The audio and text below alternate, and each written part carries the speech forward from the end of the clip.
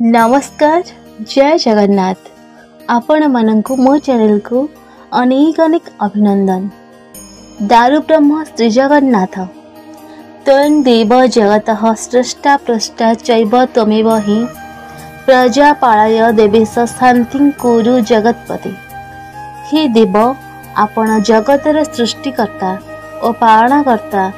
हे देवेश आपण प्रजा पालन करंतु।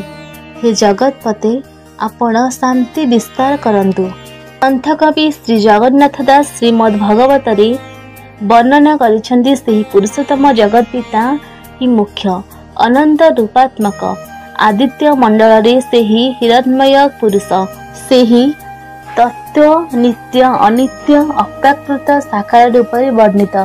पंडित नीलकंठक मतरे जगन्नाथ को चारोटी विग्रह मध्य पूजा करा जाए जहाँकि चतुर्धा मूर्ति नामे पूजित। सुदर्शन स्तंभ स्वरूप बलभद्र चक्षु एवं हस्त सहित शुभ्र मुखमंडल सुभद्रा चक्षु संयुक्त हरिद्रावर्ण नारी अर्थात हस्त शून्य जगन्नाथ उज्ज्वल चक्षु एवं हस्त सहित कृष्ण वर्णर मुखमंडल ये सब मूर्ति दारु ब्रह्म काठरे तैयारी। श्री जगन्नाथ को अग्राधिकारी विचार रे ग्रहण करा जाए।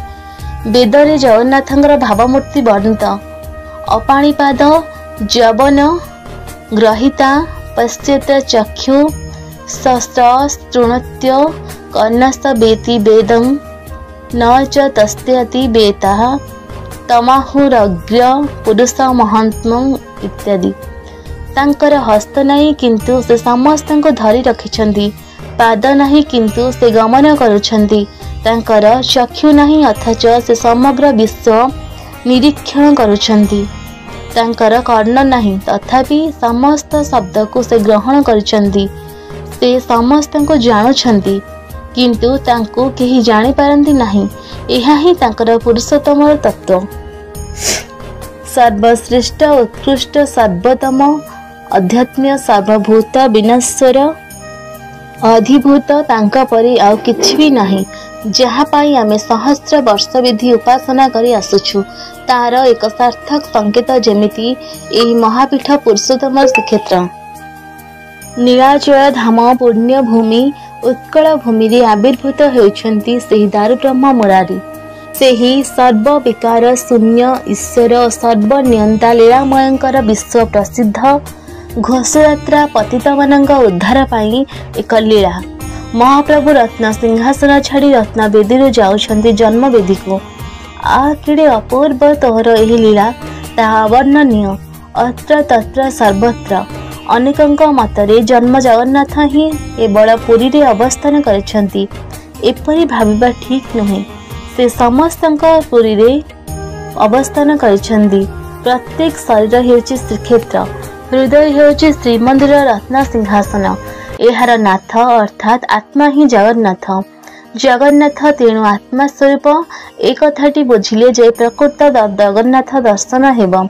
बलराम दासंक बालीरथर जगन्नाथ जेमिति बड़दाण्डरे से सुशोभित विशाल रथ को छाड़ी भक्तर डाक शुणी चली जाइथिले। भक्त सालबेगर डाकरे रथ अटकी बड़गंडी छकरे। एपरी अनेक कहानी जगन्नाथंक भक्ति भावनार जस्मिता को घोषणा करे। सेमिति आज मध्य जगन्नाथंक नड़िया गोटमा और खड़िया काठीर बसाई शिशु किशोर माने गोटे भक्ति भाव रे सहज सावलीला स्वत्रटीए बुहाई दियंती। जगन्नाथ से खाली 1600 उपचार रे पंडा पतितंक पूजा उपासना रे 56 पौटी भोग राग खाइबा पाई एते बड़ मंदिर भितरे एते हाव हल्ला विभल भिड़ बाड़ आहुड़ा रे अछंती एकथा भाबिबा ठीक नुहे। जगन्नाथ चलिला मात्रे उभा होई जिवे। सबुरी आखिरे से जल जल छळछळ होई दिसुछंती। केवल सेही भली भावटीए दरकार। ताकू देखिबा अर्थ निजको निज भितरे देखू। जहाँकर निर्देश रे हाथ गोड़ को चलाउछंती सब इंद्रिय मान को तागिद करछंती। एपरि जहाँ मन को तृप्ति हेब प्राण को पवित्र करिबो आनंद रे उबुटुबु करि देबो जीवन यात्रा को से हेउछि जगन्नाथ दर्शन। से एठी सेठी सबुठी विराजित। विश्वबीज आकार एठारे विराजित। शून्य आलोक अर्थात चैतन्य बा चेतनार आच्छादन आच्छादित से ही जगन्नाथ।